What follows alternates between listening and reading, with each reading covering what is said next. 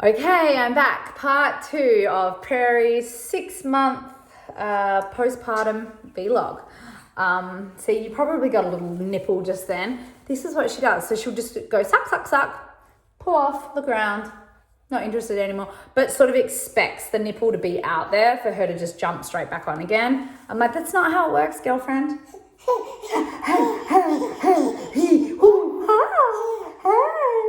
And then she does that a lot, which is really cute. Laugh, cry, laugh, cry. I call it her laugh cry because she's sort of like, like she doesn't really know how to process her feelings. Like she feels like frustrated and excited, but sad, and that's how she's feeling right now. Oh, look, she looks like, she's like a little fiend for the boobs. Anyway, look, so she's sort of turning in, which tells me she wants more boobs. Yes, okay.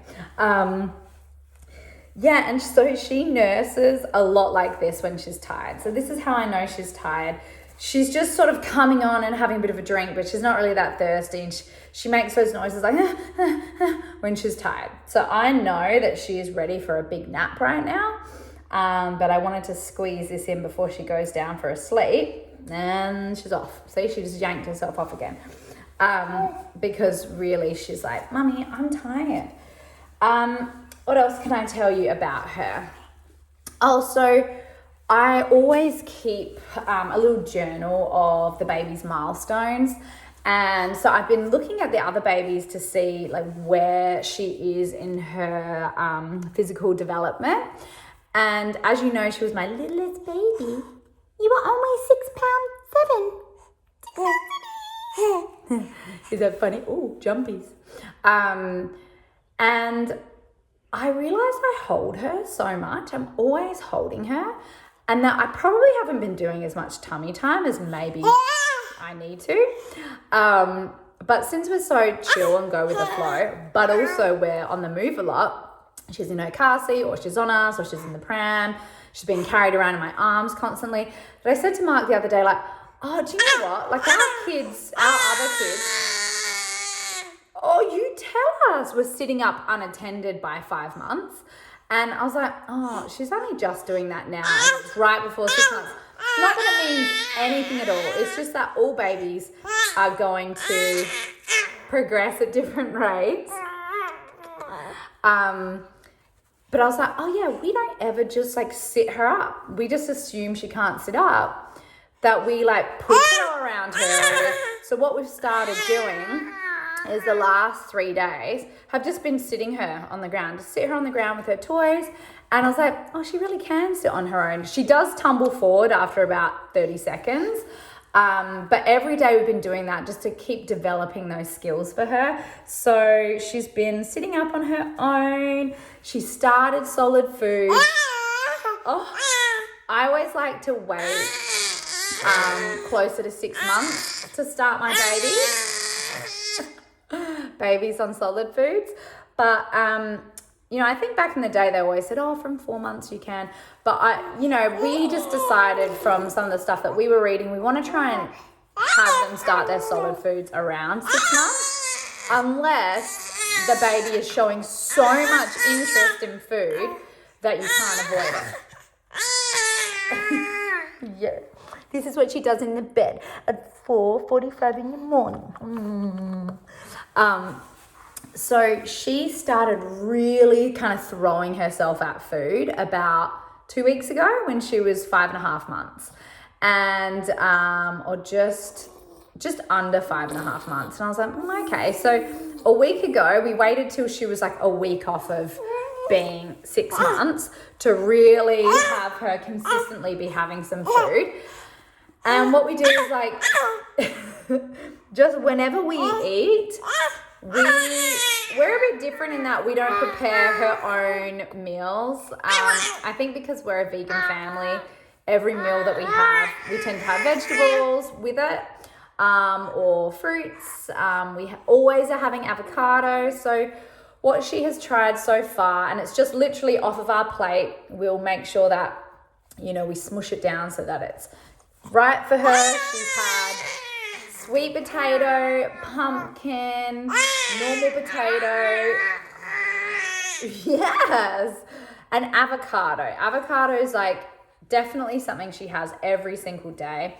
And then depending on what we're eating as a family, she'll just try what we are having. Although we steer clear from fried foods, breads and things like that. We're not really doing that yet. But just if it's vegetables or if it's fruits,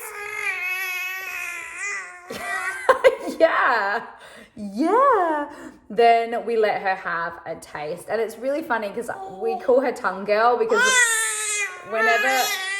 whenever she smiles, she always is like, eh. She sticks her tongue out. It's just her thing. And she's got this really long tongue, way longer than any of the other kids.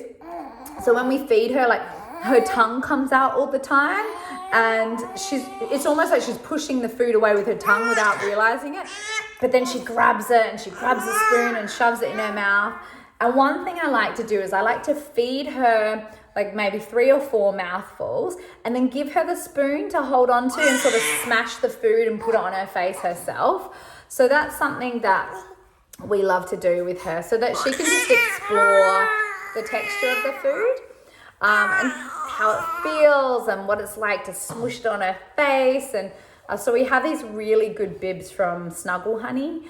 And they're these really cute, like they've got these like little shoulders and so it keeps her quite clean and she'll just smush the food everywhere and I love that. I love her being able to play with it and it's a sensory experience as well as being able to taste what it's like. And she sees us using our hands and feeding ourselves, so I think she's wanting to mimic those things as well.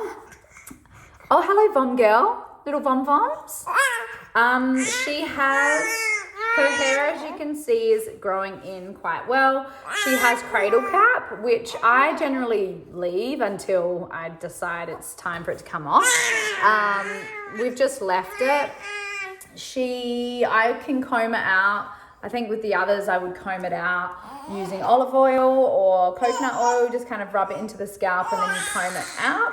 But we've left hers. It's cute because it makes her seem like she has she's a little redhead, which I love, that little strawberry blonde. So what else?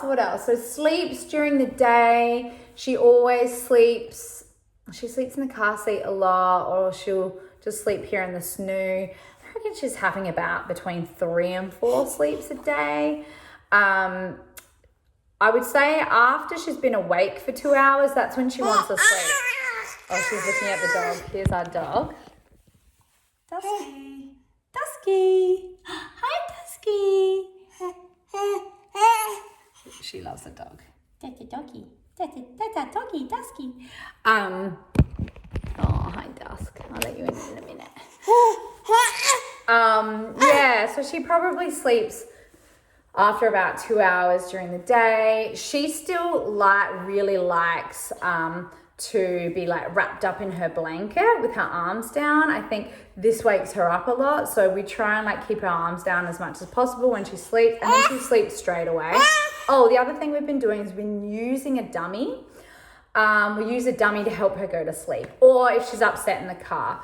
So as I think I've said in earlier postpartum videos, she has a high sucking needs. She is a little bit different to the others in that she wants to suck all the time. She wants to suck on hands, she wants to suck, and lots of babies are like that. But I think my other babies, I think with Bodhi I would use my finger and he would constantly be sucking on my finger. With Forrest, he wasn't fussed, he wasn't a very high sucky baby. Poet, we used a dummy. My babysitter used a dummy when I was shooting A Discovery of Witches because otherwise I would be nursing her to sleep, but I'd be on set. So she would use a dummy and that would help settle her. Prairie really loves to have a dummy to go to sleep. I've also been trying to do it without, and she will fall asleep. If she nurses a lot, then she'll fall asleep just purely from nursing. But otherwise she'll fall asleep. The moment I put a dummy in, I've given her a feed like this. Like right now what I'll do is I'll put her in her little sleep sack and I will put a dummy in and put her in the snoo and she'll fall asleep on her own, like from awake to asleep like that. Some of the other babies would fall asleep on the boob, but because, as you see, she's a little snacker, she'll just come on just to sort of suck right now, have a little bit, and then look, she's about to be off again. And she's off, see? She just yanks herself off. And she's my only one of my babies that has chomped down really hard on my nipple, like really hard, and then ripped her head away like this. This was maybe about 3 weeks ago. My nipple just bled immediately. And it was so painful. So I feel for you. If you've got biters out there, oh my goodness, I think I've just completely lucked out and I've never had a baby be a biter. This time round, she is a chomper, and that's just the way she is. And one of the other reasons we were using the dummy is that because she spews up, or she was spewing up so much as a little babe, and she's, it's getting better now, she would end up having too much milk. So she would do this, have too much milk, and then like puke everywhere. She's getting really sleepy. Her eyelids are getting very heavy. So right now it is 2 p.m., which is just about what I would expect, because she generally falls asleep right as I'm driving down the hill to pick the kids up from school.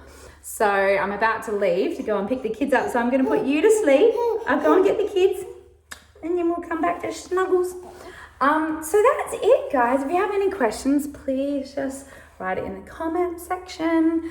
And that's it from us. I'm so glad to be able to share Prairie with you guys. She really is our little dreamboat.